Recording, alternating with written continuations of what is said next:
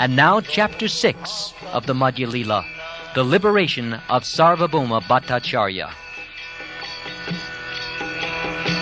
Shri Krishna Caitanya Prabhu Nityananda Shri Advaita Gadadha Shivasati Gaudha Prabhu.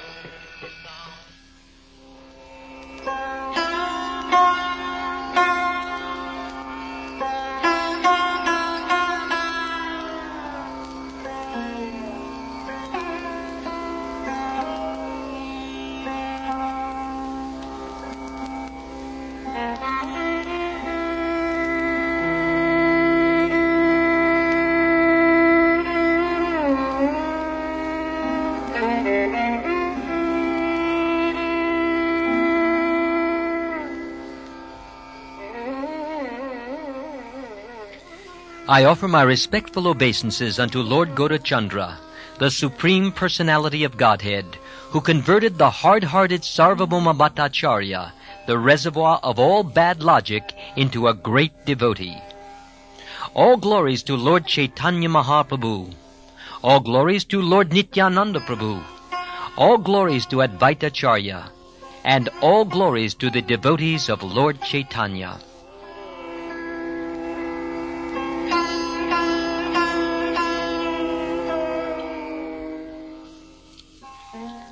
In ecstasy, Sri Caitanya Mahaprabhu went from Ataranala to the temple of Jagannath. After seeing Lord Jagannath, he became very restless due to love of Godhead. Lord Sri Caitanya Mahaprabhu went swiftly to embrace Lord Jagannath, but when he entered the temple, he was so overwhelmed with love of Godhead that he fainted on the floor. When Sri Caitanya Mahaprabhu fell down, Sarvabhauma Bhattacharya happened to see him. When the watchman threatened to beat the Lord, Sarvabhauma Bhattacharya immediately forbade him. Sarvabhauma Bhattacharya was very surprised to see the personal beauty of Lord Caitanya Mahaprabhu, as well as the transcendental transformations wrought on his body due to love of Godhead. Sri Caitanya Mahaprabhu remained unconscious for a long time. Meanwhile, the time for offering prasad to Lord Jagannath came, and the Bhattacharya tried to think of a remedy. While Lord Caitanya Mahaprabhu was unconscious, Sarvabhauma Bhattacharya, with the help of the watchman and some disciples, carried him to his home and laid him down in a very sanctified room. Examining the body of Sri Caitanya Mahaprabhu, Sarvabhauma Bhattacharya saw that his abdomen was not moving and that he was not breathing. Seeing his condition, the Bhattacharya became very anxious. The Bhattacharya then took a fine cotton swab and put it before the Lord's nostrils. When he saw the cotton move very slightly, he became hopeful.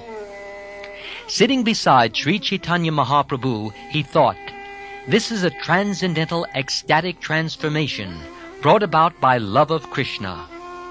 Upon seeing the sign of Sudipta Sattvika, or inflamed transformations, Sarvabhauma Bhattacharya could immediately understand the transcendental ecstatic transformation in the body of Lord Caitanya Mahaprabhu. Such a sign takes place only in the bodies of eternally liberated devotees. Sarvabhauma Bhattacharya considered, "The uncommon ecstatic symptoms of Adiruddha Bhav are appearing in the body of Sri Caitanya Mahaprabhu. This is very wonderful. How are they possible in the body of a human being?" When the Bhattacharya was thinking in this way, at his home, all the devotees of Caitanya Mahaprabhu, headed by Nityananda Prabhu, approached the Singhadvar, or the entrance door of the temple. There the devotees heard the people talking about a mendicant who had come to Jagannath Puri and had seen the deity of Jagannath. The people said that the sannyasi fell unconscious upon seeing the deity of Lord Jagannath. Because his consciousness did not return, Sarvabhauma Bhattacharya took him to his home. Hearing this, the devotees could understand that they were speaking of Lord Caitanya Mahaprabhu. Just then, Sri Gopinath Acharya arrived. Gopinath Acharya was a resident of Madhya, the son-in-law of Visharad, and a devotee of Caitanya Mahaprabhu. He knew the true identity of his lordship. Gopinath Acharya had previously been acquainted with Mukunda Dutt, and when he saw him at Jagannath Puri, he was very astonished. When Mukunda Dutt met Gopinath Acharya, Mukunda Dutt offered obeisances unto him. After embracing Mukunda Dutt, Gopinath Acharya inquired about news of Sri Caitanya Mahaprabhu. Mukunda Dutt replied, "The Lord has already arrived here. We have come with him." As soon as Gopinath Acharya saw Nityananda Prabhu, he offered his obeisances unto him. In this way, meeting all the devotees, he asked about news of Lord Caitanya Mahaprabhu again and again. Mukunda Dutt continued, "After accepting the sannyas order, Lord Caitanya Mahaprabhu has come to Jagannath Puri and has brought all of us with him. Lord Caitanya Mahaprabhu left our company and walked ahead to see Lord Jagannath. We have just arrived and are now looking for him. From the talk of the people in general, we have guessed that the Lord is now at the house of Sarvabhauma Bhattacharya. Upon seeing Lord Jagannath, Caitanya Mahaprabhu became ecstatic and fell unconscious, and Sarvabhauma Bhattacharya has taken him to his home in this condition. Just as I was thinking of meeting you by chance, we have actually met. First let us all go to the house of Sarvabhauma Bhattacharya and see Caitanya Mahaprabhu. Later we shall come to see Lord Jagannath."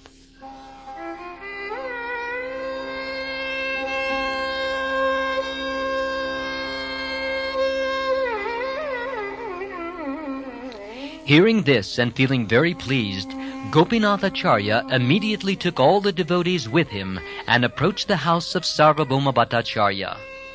Arriving at the home of Sarvabhauma Bhattacharya, everyone saw the Lord lying unconscious.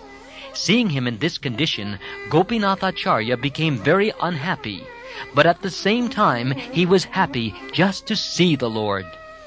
Sarvabhauma Bhattacharya permitted all the devotees to enter his house, and upon seeing Nityananda Prabhu, the Bhattacharya offered him obeisances. Sarvabhauma met with all the devotees and offered them a proper welcome. They were all pleased to see Lord Caitanya Mahaprabhu. The Bhattacharya then sent them all back to see Lord Jagannath, and he asked his own son, Chandaneshvar, to accompany them as a guide. Everyone was then very pleased to see the deity of Lord Jagannath. Lord Nityananda in particular was overwhelmed with ecstasy. When Lord Nityananda Prabhu nearly fainted, all the devotees caught him and steadied him. At that time, the priest of Lord Jagannath brought a garland that had been offered to the deity and offered it to Nityananda Prabhu. Everyone was pleased to receive this garland worn by Lord Jagannath. Afterwards, they all returned to the place where Lord Sri Caitanya Mahaprabhu was staying.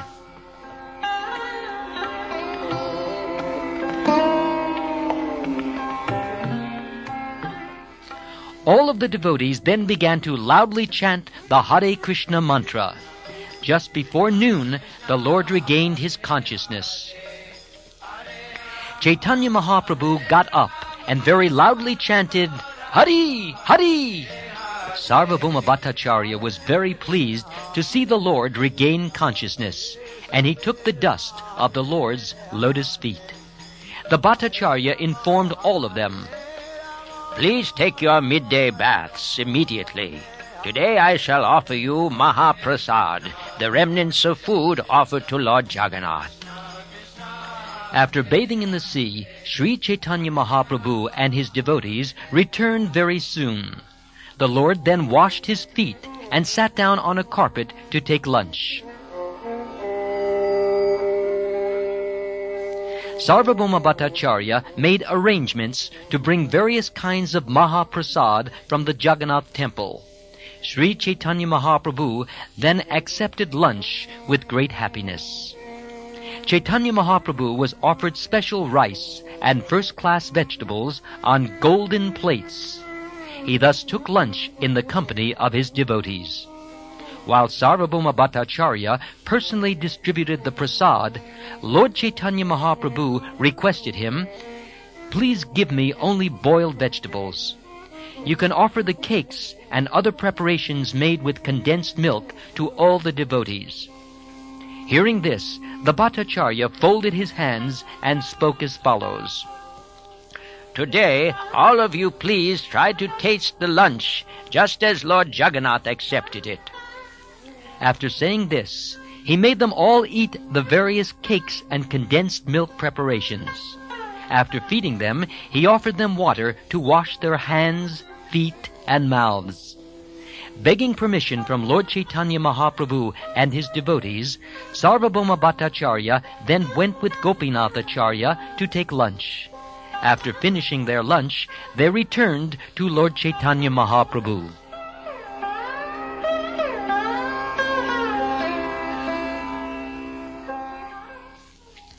Offering his obeisances to Caitanya Mahaprabhu, Sarvabhauma Bhattacharya said, "Namo Narayanaya," or I offer my obeisances to Narayan. In return, Caitanya Mahaprabhu said, "Krishna Madhya astu," or let your attention be on Krishna. Hearing these words, Sarvabhauma Bhattacharya understood Lord Caitanya to be a Vaishnava sannyasi. Sarvabhauma then said to Gopinathacharya, "I want to know Caitanya Mahaprabhu's previous situation." Gopinathacharya replied, "There was a man named Jagannath who was a resident of Navadvip and whose surname was Mishra Purandara. Lord Caitanya Mahaprabhu is the son of that Jagannath Mishra, and his former name was Vishrambar Mishra. He also happens to be the grandson of Nilambar Chakravarti." The Bhattacharya said, "Nilambar Chakravarti was a classmate of my father, Maheshpa Visharad. He knew him as such. Jagannath Mishra Purandara was respected by my father. Thus, because of their relationship with my father, I respect both Jagannath Mishra and Nilambar Chakravarti." Hearing that Sri Caitanya Mahaprabhu belonged to the Madhya district, Sarvabhauma Bhattacharya became very pleased and addressed the Lord as follows. "You are naturally respectable. Besides, you are a sannyasi. Thus I wish to become your personal servant." As soon as Caitanya Mahaprabhu heard this from the Bhattacharya, he immediately remembered Lord Vishnu and began to speak humbly to him as follows. "Because you are a teacher of Vedanta philosophy, you are the master of all the people in the world, and their well-wisher as well. You are also the benefactor of all kinds of sannyasis. I am a young sannyasi, and I actually have no knowledge of what is good and what is bad. Therefore I am taking shelter of you and accepting you as my spiritual master. I have come here only to associate with you, and I am now taking shelter of you. Will you kindly maintain me in all respects? The incident that happened today was a great obstacle for me, but you have kindly relieved me of it." The Bhattacharya replied, "Do not go alone to see the deity at Jagannath temple. It is better that you go with me or my men." The Lord said, "I shall never enter the temple, but shall always view the Lord from the side of the Garuda Stamba." Sarvabhauma Bhattacharya then told Gopinathacharya, "Take Goswami and show him Lord Jagannath. Also, the apartment belonging to my maternal aunt is in a very solitary place. Make all arrangements for him to stay there." Thus Gopinathacharya took Lord Caitanya Mahaprabhu to the residential quarters and showed him where to find water, tubs, and water pots. Indeed, he arranged everything.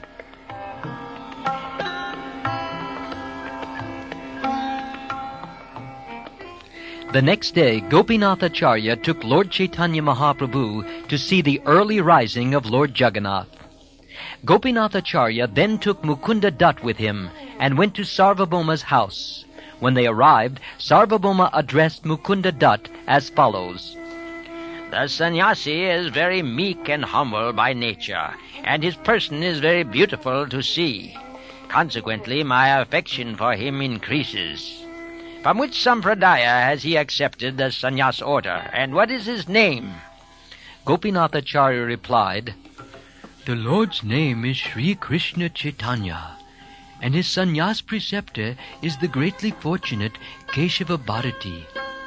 Sarvabhauma Bhattacharya said, "Sri Krishna is a very good name, but he belongs to the Bharati community. Therefore, he is a second-class sannyasi." Gopinathacharya replied, "Sri Krishna Chaitanya Mahaprabhu does not rely on any external formality. There is no need for him to accept the sannyas order from a superior sampradaya." The Bhattacharya inquired, "Sri Chaitanya Mahaprabhu is in his full-fledged youthful life. How can he keep the principles of sannyas?" "I shall continuously recite the Vedanta philosophy before Chaitanya Mahaprabhu, so that he may remain fixed in his renunciation and thus enter upon the path of monism. If Sri Chaitanya Mahaprabhu would like, I could bring him into a first-class sampradaya by offering him saffron cloth and performing the reformatory process again." Gopinathacharya and Mukunda Dutt became very unhappy when they heard this. Gopinathacharya therefore addressed Sarvabhauma Bhattacharya as follows: "My dear Bhattacharya, you do not know the greatness of Lord Chaitanya Mahaprabhu. All the symptoms of the Supreme Personality of Godhead are found in him to the highest degree. Lord Chaitanya Mahaprabhu is celebrated as the Supreme Personality of Godhead. Those who are ignorant in this connection find the conclusion of knowledgeable men very difficult to understand." The disciples of Sarvabhauma Bhattacharya retaliated. "By what evidence do you conclude that Sri Chaitanya Mahaprabhu is the Supreme Lord?" Gopinathacharya replied, "The statements of authorized acharyas who understand the Supreme Personality of Godhead are proof." "We derive knowledge of the absolute truth by logical hypothesis." "One cannot attain real knowledge of the Supreme Personality of Godhead by such logical hypothesis and argument. One can understand the Supreme Personality of Godhead only by his mercy, not by guesswork or hypothesis."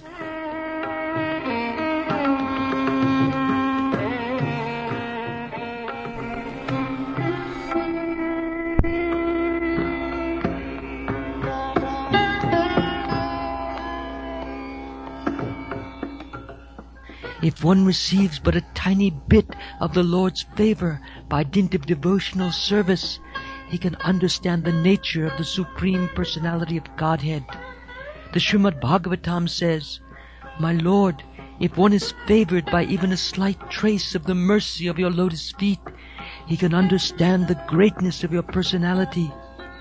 But those who speculate in order to understand the Supreme Personality of Godhead are unable to know you, even though they continue to study the Vedas for many years."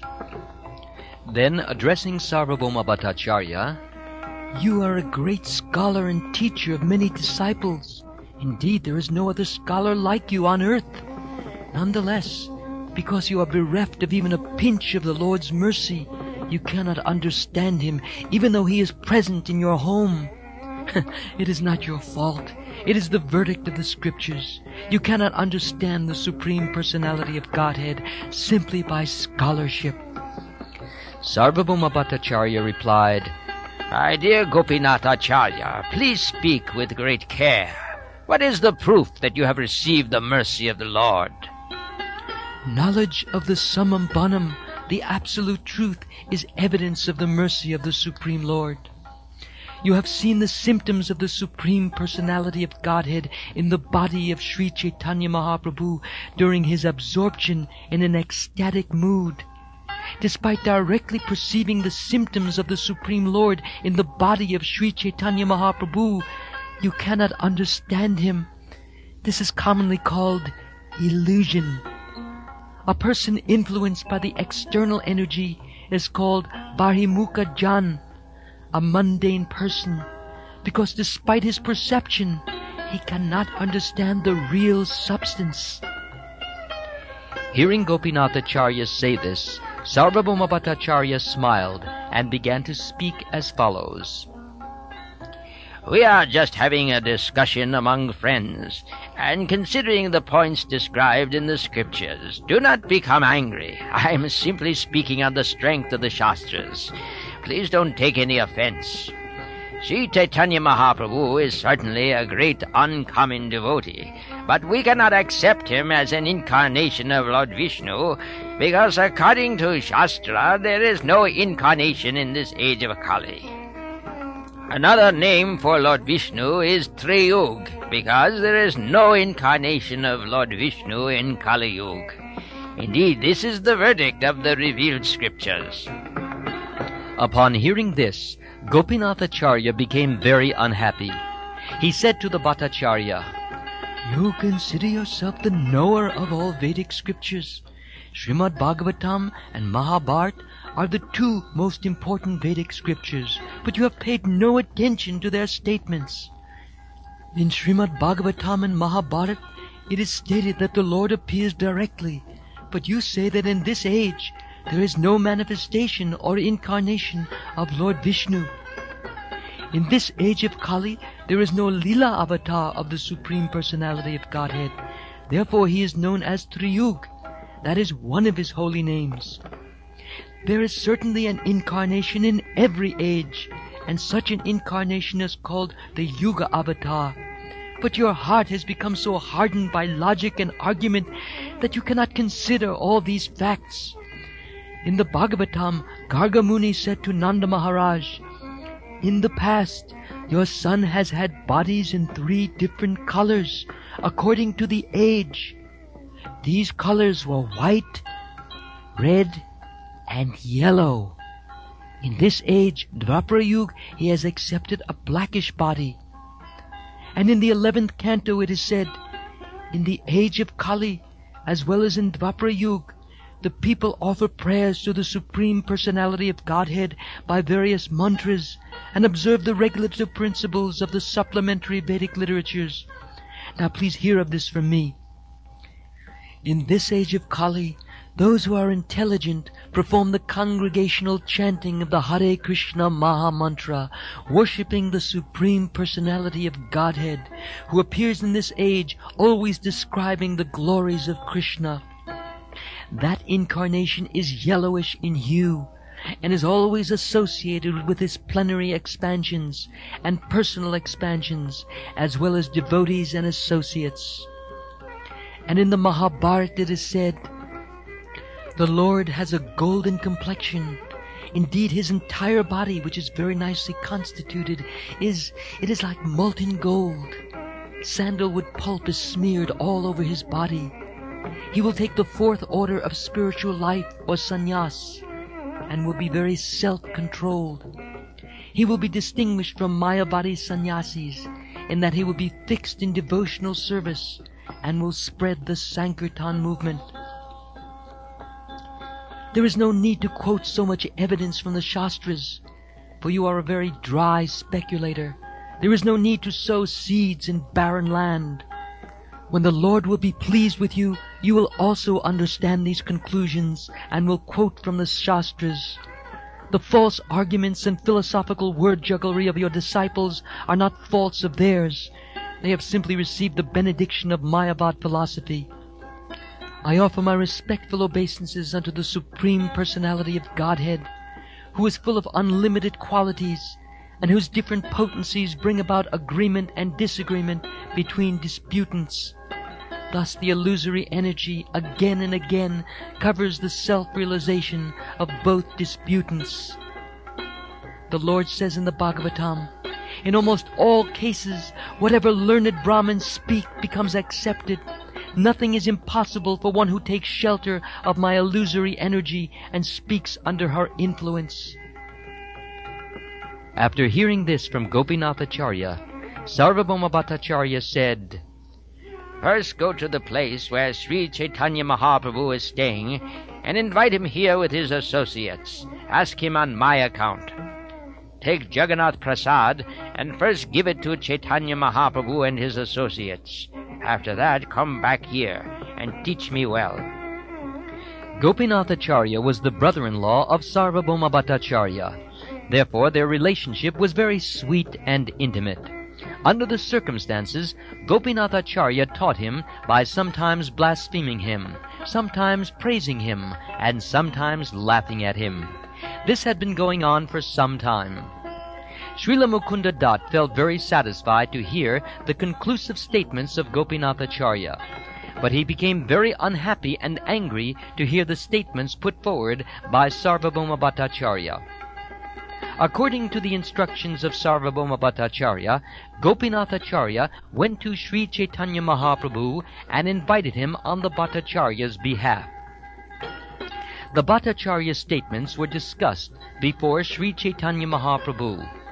Gopinathacharya and Mukunda Dutt disapproved of the Bhattacharya's statements because they caused mental pain.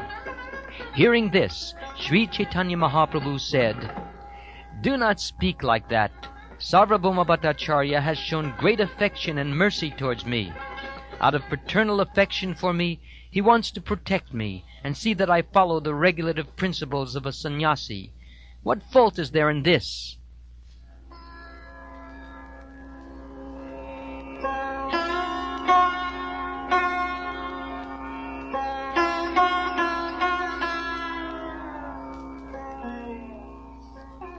The next morning, Sri Caitanya Mahaprabhu and Sarvabhauma Bhattacharya together visited the temple of Lord Jagannath. Both of them were in a very pleasant mood. When they entered the temple, Sarvabhauma Bhattacharya offered Caitanya Mahaprabhu a seat, while he himself sat down on the floor out of due respect for a sannyasi. He then began to instruct Lord Caitanya Mahaprabhu on Vedanta philosophy, and out of affection and devotion, he spoke to the Lord as follows. Hearing the Vedanta philosophy is a sannyasi's main business. Therefore, without hesitation, you should study Vedanta philosophy, hearing it without cessation from a superior person. Lord Chaitanya replied, "You are very merciful to me, and therefore I think it is my duty to obey your order." Thus, for 7 days continuously, Sri Caitanya Mahaprabhu listened to the Vedanta philosophy expounded by Sarvabhauma Bhattacharya. However, Caitanya Mahaprabhu did not say anything and did not indicate whether it was right or wrong. He simply sat there and listened to the Bhattacharya.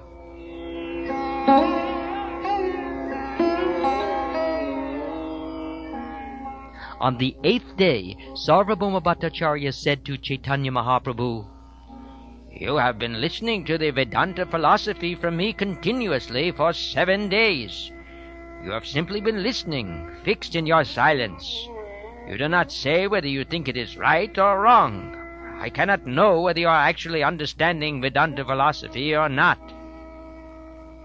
Sri Caitanya Mahaprabhu replied, "Well, I am a fool, and consequently I do not study Vedanta Sutra.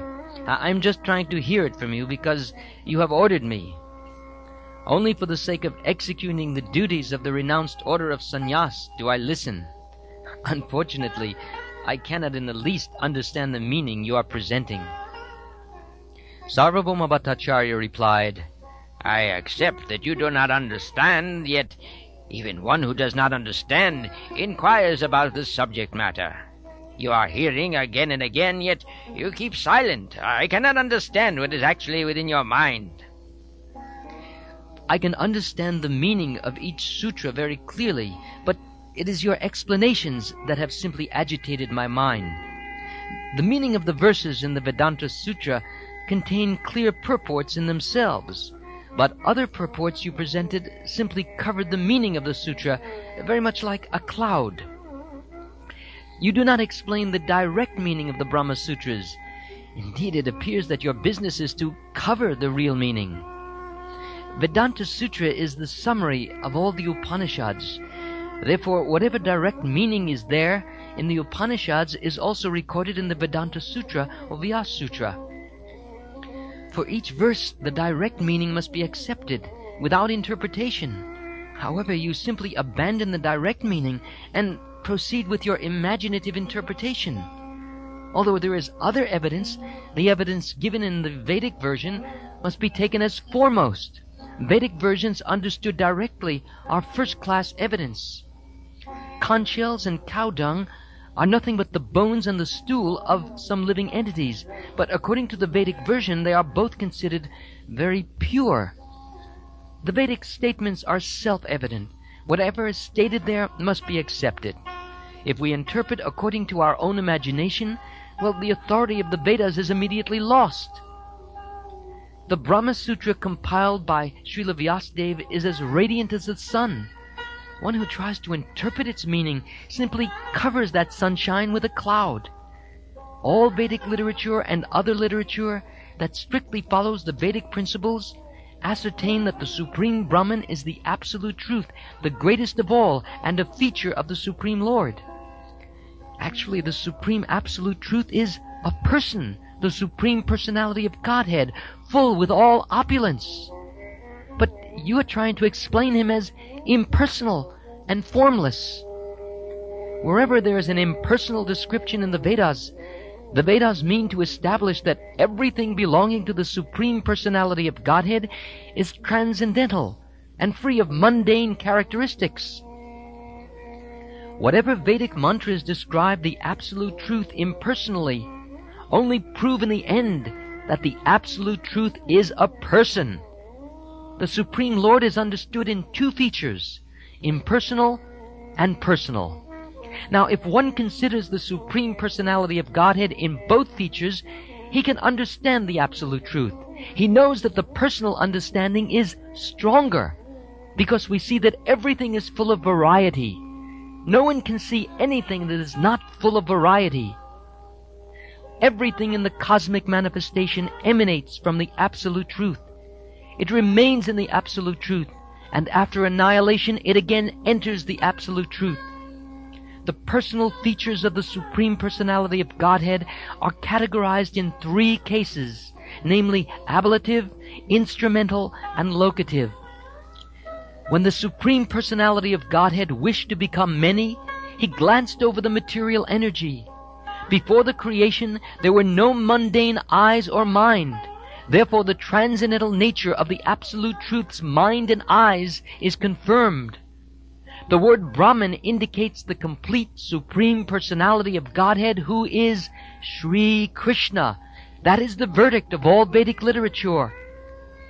The confidential meaning of the Vedas is not easily understood by common men. Therefore, that meaning is supplemented by the words of the Puranas. In the Srimad Bhagavatam, Lord Brahma said, "How greatly fortunate are Nanda Maharaj, the cowherd men, and all the inhabitants of Rajbhumi. There is no limit to their fortune, because the Absolute Truth, the source of transcendental bliss, the eternal Supreme Brahman, has become their friend." The Vedic Apanipada mantra rejects material hands and legs, yet it states that the Lord goes very fast and accepts everything offered to him. All these mantras confirm that the Absolute Truth is personal, but the Mayavadis, throwing away the direct meaning, interpret the Absolute Truth as impersonal. Are you describing as formless that Supreme Personality of Godhead, whose transcendental form is complete with 6 transcendental opulences? The Supreme Personality of Godhead has 3 primary potencies. Are you trying to ascertain that he has no potencies?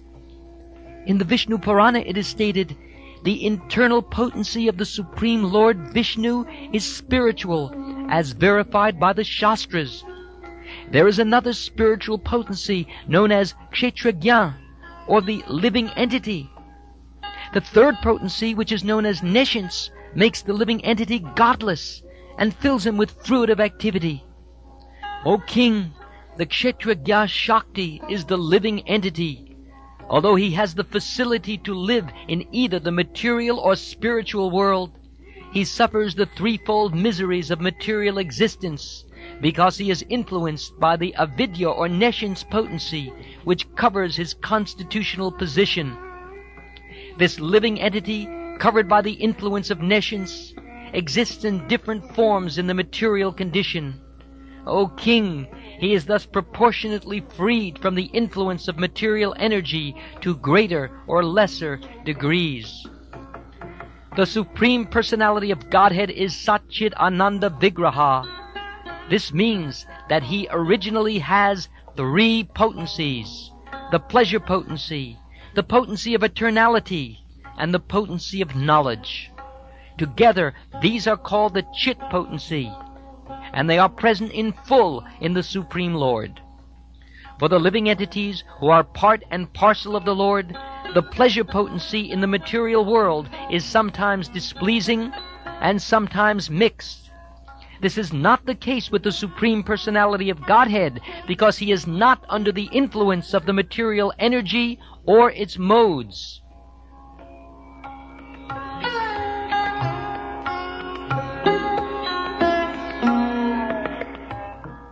The Supreme Personality of Godhead, in his original form, is full of eternity, knowledge, and bliss. The spiritual potency in these three portions assumes three different forms.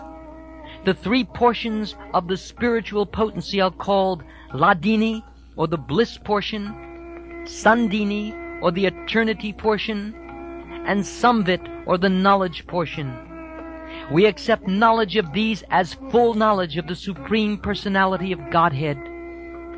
The spiritual potency of the Supreme Personality of Godhead also appears in three phases: internal, marginal, and external. These are all engaged in his devotional service in love.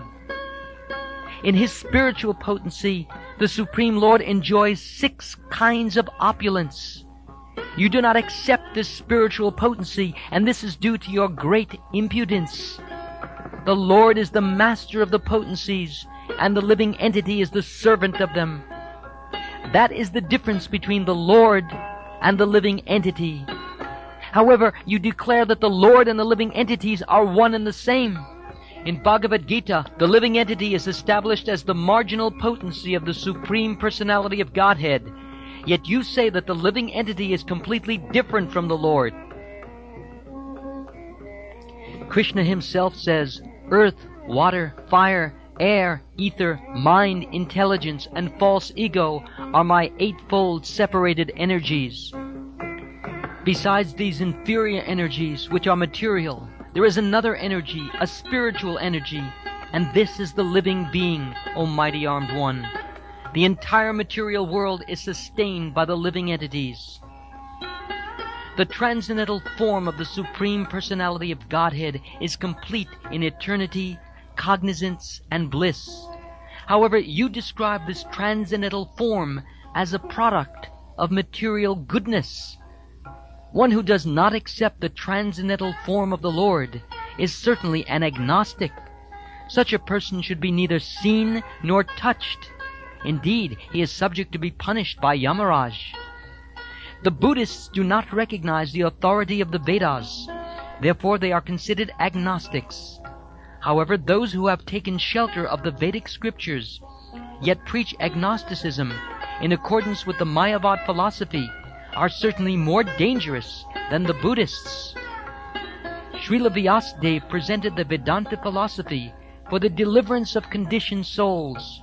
But if one hears the commentary of Sankaracharya, everything is spoiled. The Vedanta Sutra aims at establishing that the cosmic manifestation has come into being by the transformation of the inconceivable potency of the Supreme Personality of Godhead. The touchstone, after touching iron, produces volumes of gold without being changed. Similarly, the Supreme Personality of Godhead manifests himself as the cosmic manifestation by his inconceivable potency, yet he remains unchanged in his eternal, transcendental form.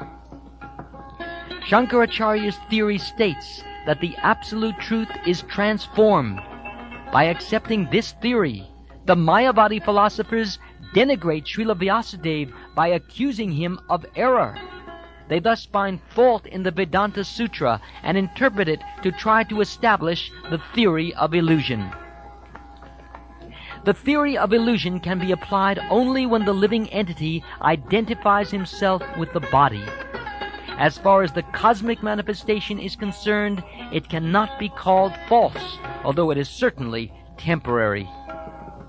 The transcendental vibration, Omkar, is the sound form of the Supreme Personality of Godhead. All Vedic knowledge and this cosmic manifestation are produced from this sound representation of the Supreme Lord.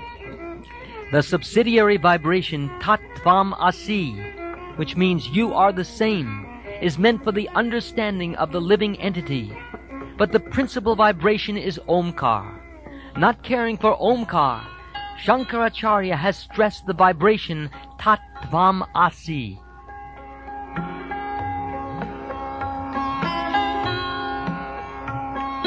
Thus, Sri Chaitanya Mahaprabhu criticized Shankaracharya's Shariraka Bhasya as imaginary, and he pointed out hundreds of faults in it. To defend Shankaracharya, however, Sarvabhauma Bhattacharya presented unlimited opposition. The Bhattacharya presented various types of false arguments with pseudo-logic and tried to defeat his opponent in many ways. However, Sri Chaitanya Mahaprabhu refuted all these arguments and established his own conviction.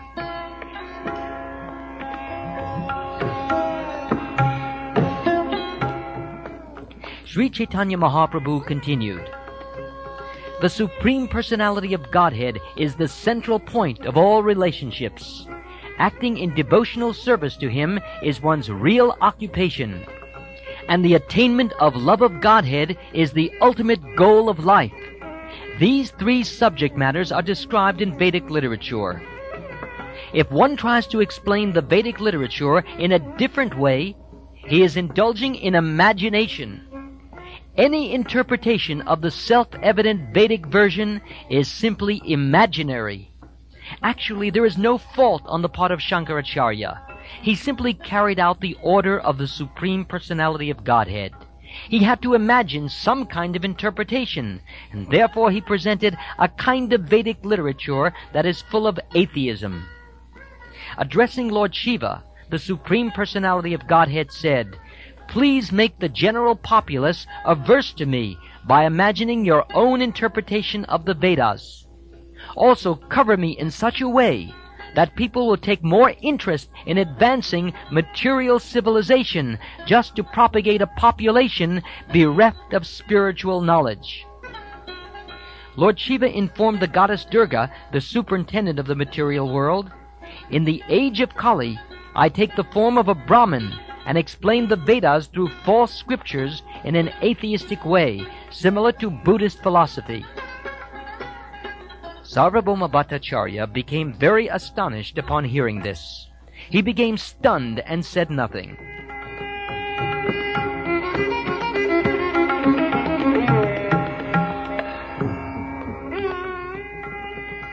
Lord Sri Chaitanya Mahaprabhu then told him, "Do not be astonished. Actually, devotional service unto the Supreme Personality of Godhead is the highest perfection of human activity. Even the self-satisfied sages perform devotional service to the Supreme Lord. Such are the transcendental qualities of the Lord. They are full of inconceivable spiritual potency. Those who are self-satisfied and unattracted by external material desires are also attracted to the loving service of Sri Krishna, whose qualities are transcendental and whose activities are wonderful. Hari, the personality of Godhead, is called Krishna because he has such transcendentally attractive features."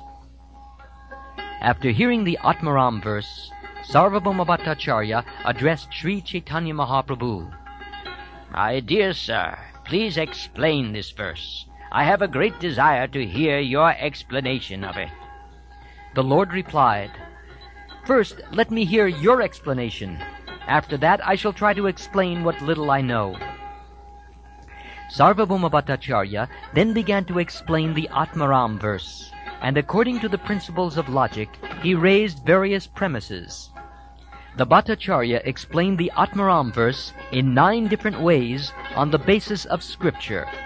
After hearing his explanation, Sri Chaitanya Mahaprabhu, smiling a little, began to speak.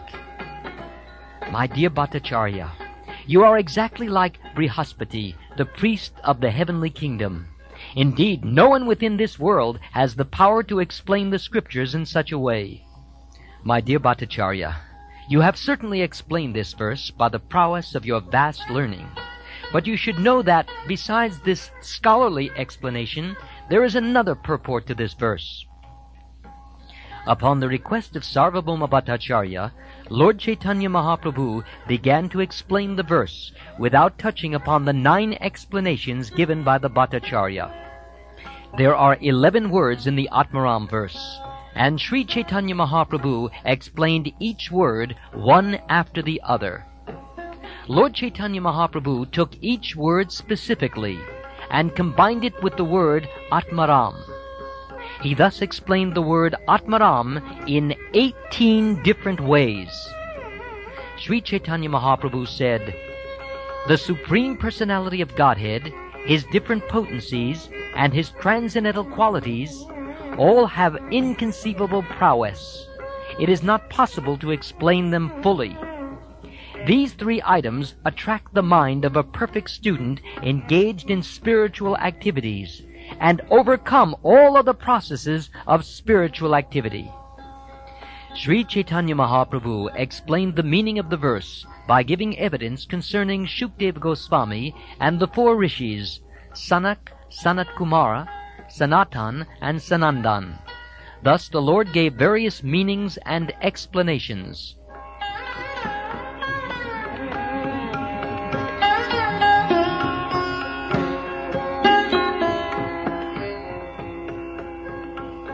Upon hearing Chaitanya Mahaprabhu's explanation of the Atmaram verse, Sarvabhauma Bhattacharya was struck with wonder. He then understood Lord Sri Chaitanya Mahaprabhu to be Krishna in person, and he thus condemned himself in the following words. Chaitanya Mahaprabhu is certainly Lord Krishna himself. Because I could not understand him and was very proud of my own learning, I have committed many offenses. When Sarvabhauma Bhattacharya denounced himself as an offender and took shelter of the Lord desired to show him mercy.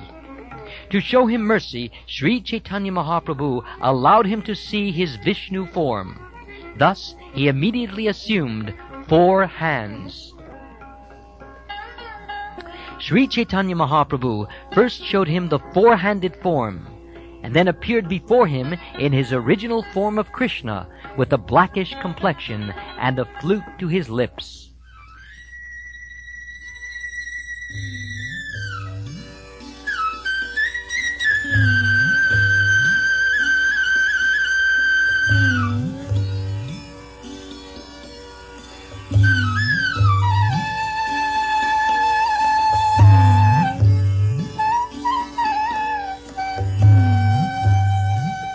When Sarvabhauma Bhattacharya saw the form of Lord Krishna manifested in Chaitanya Mahaprabhu, he immediately fell down flat to offer him obeisances.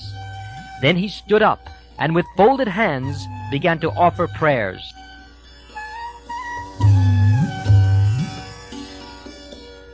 By the mercy of the Lord, all truths were revealed to Sarvabhauma Bhattacharya, and he could understand the importance of chanting the holy name and distributing love of Godhead everywhere. Sarvabhauma Bhattacharya composed 100 verses in a very short time. Indeed, not even Brihaspati, the priest of the heavenly planets, could compose verses as quickly.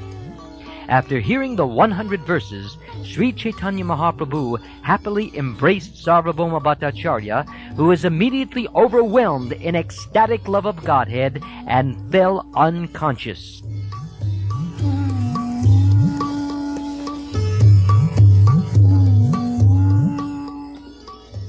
Out of ecstatic love of God, the Bhattacharya shed tears, and his body was stunned.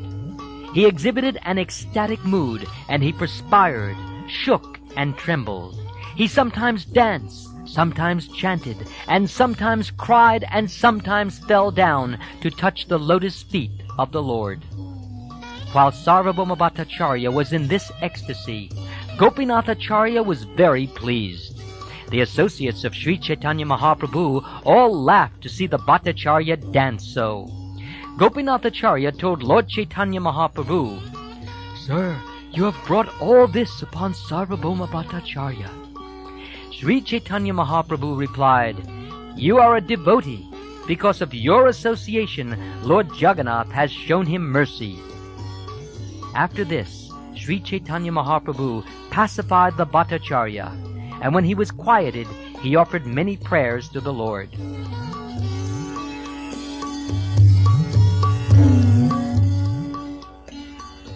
Sarvabhauma Bhattacharya said, "My dear sir, you have delivered the entire world, but that is not a very great task. However, you have delivered me, and that is certainly the work of very wonderful powers. I had become dull-headed due to reading too many books on logic. Consequently, I have become like an iron bar. Nonetheless, you have melted me, and therefore your influence is very, very great." After hearing the prayers offered by Sarvabhauma Bhattacharya, Sri Chaitanya Mahaprabhu returned to his residence, and the Bhattacharya, through Gopinathacharya, induced the Lord to accept lunch there.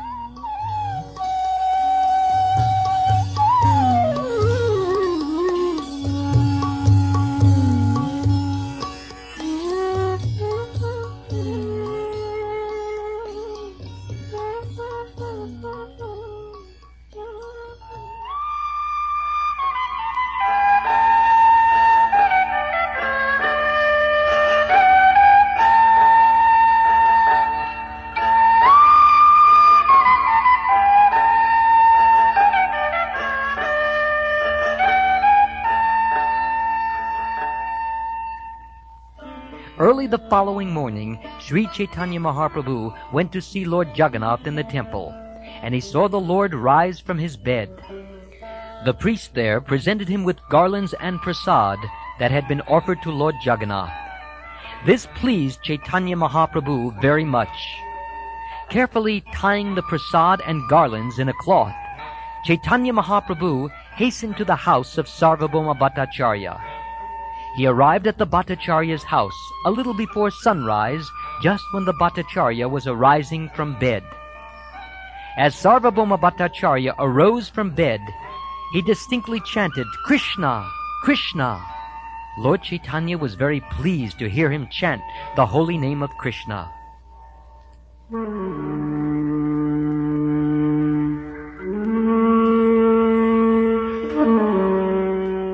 The Bhattacharya noticed Sri Chaitanya Mahaprabhu outside, and with great haste he went to him and offered prayers unto his lotus feet.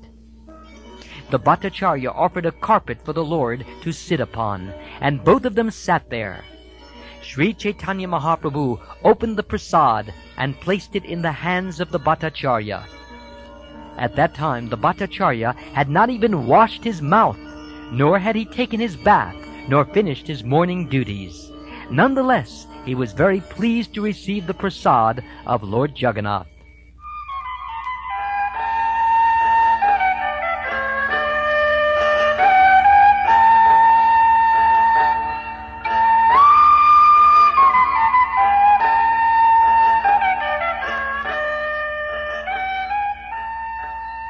By the mercy of Sri Chaitanya Mahaprabhu, all the dullness in the mind of Sarvabhauma Bhattacharya was eradicated. After reciting the following 2 verses, he ate the prasad offered to him. The Bhattacharya said, "One should eat the Mahaprasad of the Lord immediately upon receiving it, even though it is dried up, stale, or brought from a distant country. One should consider neither time nor place. As stated in the Padma Purana, the prasad of Lord Krishna is to be eaten by a gentleman as soon as it is received. There should be no hesitation. There are no regulative principles concerning time and place. This is the order of the Supreme Personality of Godhead. Sri Chaitanya Mahaprabhu was very pleased to see this. He became ecstatic in love of Godhead and embraced Sarvabhauma Bhattacharya. The Lord and the servant embraced one another and began to dance. Simply by touching each other, they became ecstatic. As they danced and embraced, spiritual symptoms manifested in their bodies. They perspired, trembled, and shed tears, and the Lord began to speak in his ecstasy. Sri Chaitanya Mahaprabhu said, "Today I have conquered the three worlds very easily. Today I have ascended to the spiritual world. I think that today all my desires have been fulfilled because I see that Sarvabhauma Bhattacharya has acquired faith in the Mahaprasad of Lord Jagannath. Indeed, today you have undoubtedly taken shelter of the lotus feet of Krishna, and Krishna, without reservation, has become very, very merciful toward you. My dear Bhattacharya, today you have been released from material bondage in the bodily conception of life. You have cut to pieces the shackles of the illusory energy. Today your mind has become fit to take shelter of the lotus feet of Krishna, because, surpassing the Vedic regulative principles, you have eaten the remnants of food offered to the Lord. When a person without reservation takes shelter of the lotus feet of the Supreme Personality of Godhead, the unlimited merciful Lord bestows his causeless mercy upon him. Thus one can pass over the insurmountable ocean of nescience. Those whose intelligence is fixed in the bodily conception, who think, I am this body, are fit food for dogs and jackals. The Supreme Lord never bestows his mercy upon such people.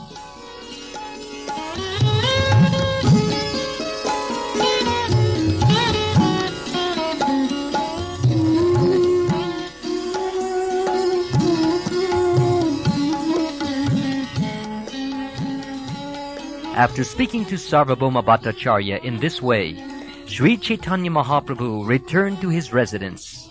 From that day on, the Bhattacharya was free because his false pride had been dismantled. From that day on, Sarvabhauma Bhattacharya did not know anything but the lotus feet of Lord Chaitanya Mahaprabhu.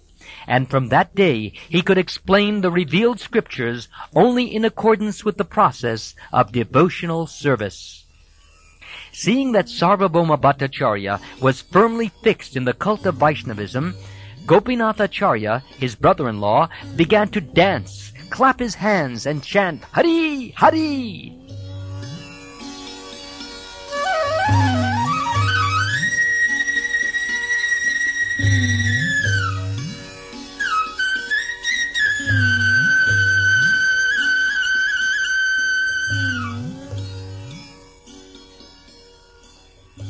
The next day, the Bhattacharya went to visit the temple of Lord Jagannath. But before he reached the temple, he went to see Chaitanya Mahaprabhu. When he met Lord Chaitanya Mahaprabhu, the Bhattacharya fell down flat to offer him his respects. After offering various prayers to him, he spoke of his previous bad disposition with great humility. Then the Bhattacharya asked Chaitanya Mahaprabhu, which item is most important in the execution of devotional service? The Lord replied that the most important item was the chanting of the holy name of the Lord. In this age of quarrel and hypocrisy, the only means of deliverance is the chanting of the holy names of the Lord. There is no other way. There is no other way. There is no other way. Sri Chaitanya Mahaprabhu very elaborately explained the Hare Nam verse of the Brihan Naradiya Purana, and Sarvabhauma Bhattacharya was struck with wonder to hear his explanation. Gopinathacharya reminded Sarvabhauma Bhattacharya, My dear Bhattacharya, what I foretold to you has now taken place. Offering his obeisances to Gopinathacharya, the Bhattacharya said, Because I am related to you, and you are a devotee, By your mercy, the Lord has shown mercy to me. You are a first-class devotee, whereas I am in the darkness of logical arguments. Because of your relationship with the Lord has bestowed His benediction upon me." Sri Chaitanya Mahaprabhu was very pleased with this humble statement. After embracing the Bhattacharya, he said, "Now go see Lord Jagannath in the temple." After visiting the temple of Lord Jagannath, Sarvabhauma Bhattacharya returned home with Jagadananda and Damodar.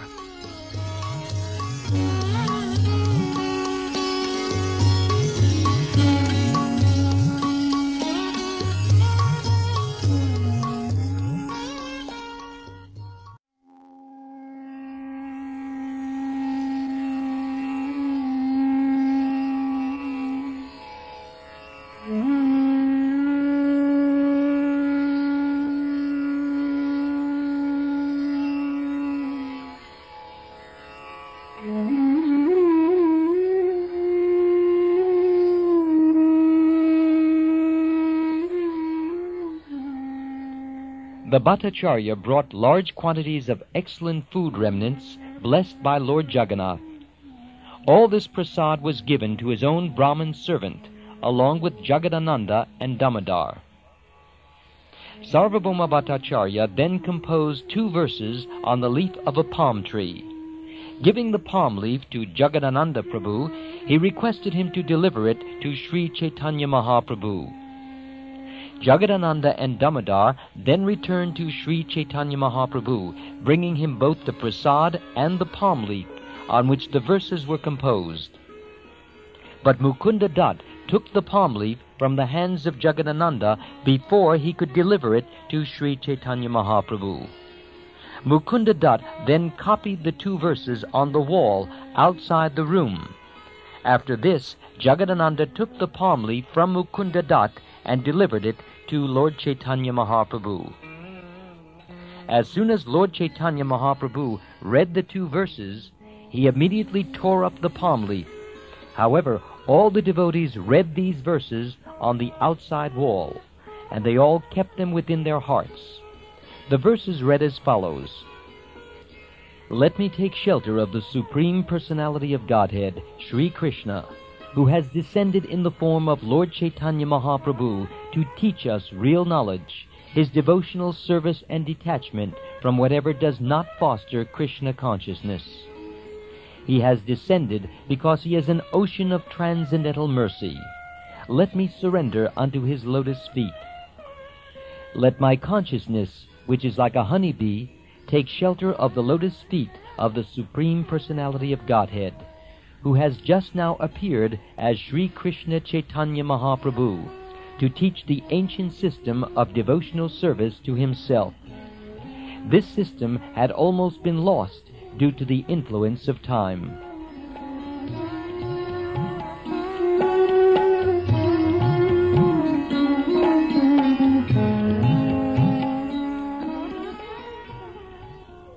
These 2 verses, composed by Sarvabhauma Bhattacharya, will always declare his name and fame as loudly as a pounding drum, because they have become pearl necklaces around the necks of all devotees.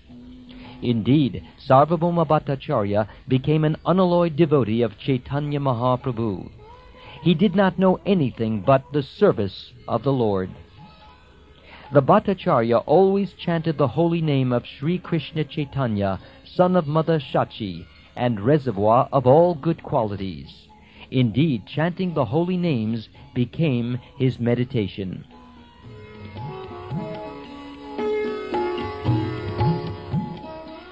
One day Sarvabhauma Bhattacharya came before Chaitanya Mahaprabhu and, offering obeisances, began to recite a verse. He began to quote one of Lord Brahma's prayers from the Srimad Bhagavatam, but he changed 2 syllables at the end of the verse. The verse read, "One who seeks your compassion and thus tolerates all kinds of adverse conditions due to the karma of his past deeds, who engages always in your devotional service with his mind, words, and body, and who always offers obeisances unto you, is certainly a bona fide candidate for becoming your unalloyed devotee.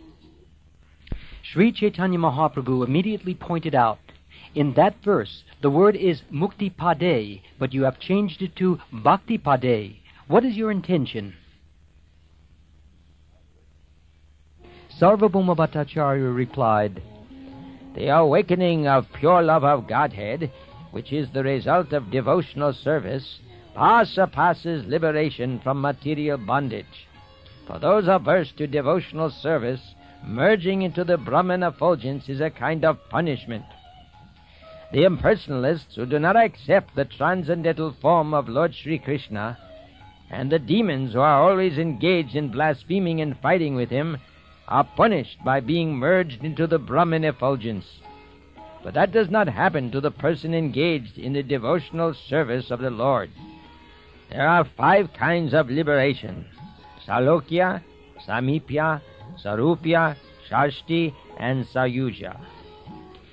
If there is a chance to serve the Supreme Personality of Godhead, a pure devotee sometimes accepts the Salokya, Sarupya, Samipya, or Sarsti forms of liberation, but never Sayusha, or merging into the Lord's effulgence. A pure devotee does not like even to hear about Sayusha Mukti, which inspires him with fear and hatred.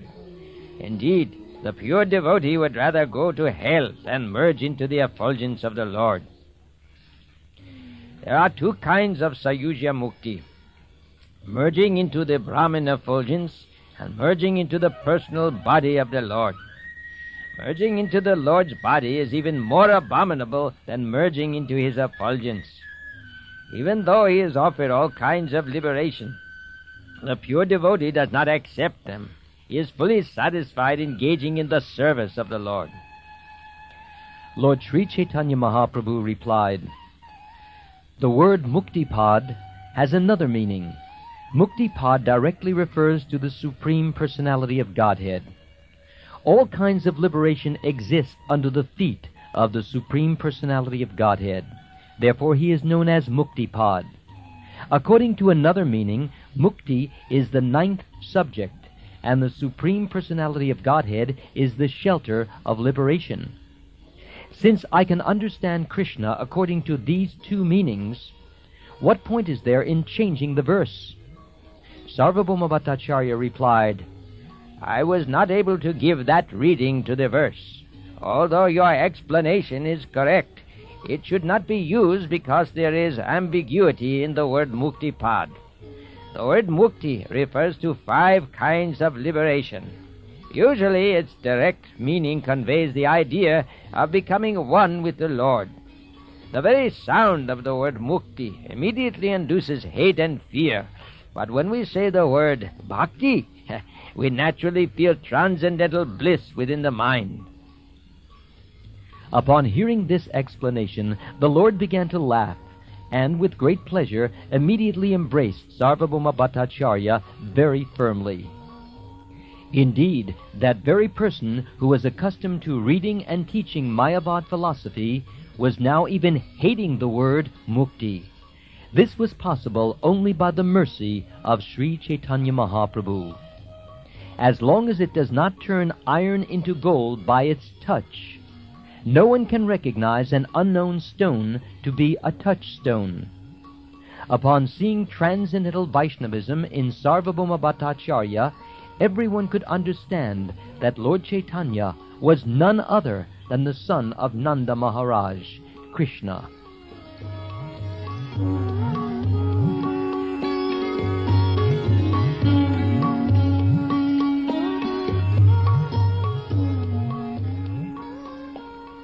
After this incident, all the inhabitants of Jagannath Puri, headed by Kashi Mishra, came to take shelter of the lotus feet of the Lord. Later I shall describe how Sarvabhauma Bhattacharya always engaged in the service of the Lord. I shall also describe in full detail how Sarvabhauma Bhattacharya perfectly rendered service to Sri Chaitanya Mahaprabhu by offering him alms. If one hears with faith and love these pastimes concerning Lord Chaitanya Mahaprabhu's meeting with Sarvabhauma Bhattacharya, he very soon is freed from the net of speculation and fruitive activity, and attains the shelter of Sri Chaitanya Mahaprabhu's lotus feet. Praying at the lotus feet of Sri Rupa and Sri Raghunath, always desiring their mercy, I, Krishnadas, narrate Sri Caitanya Caritamrta, following in their footsteps.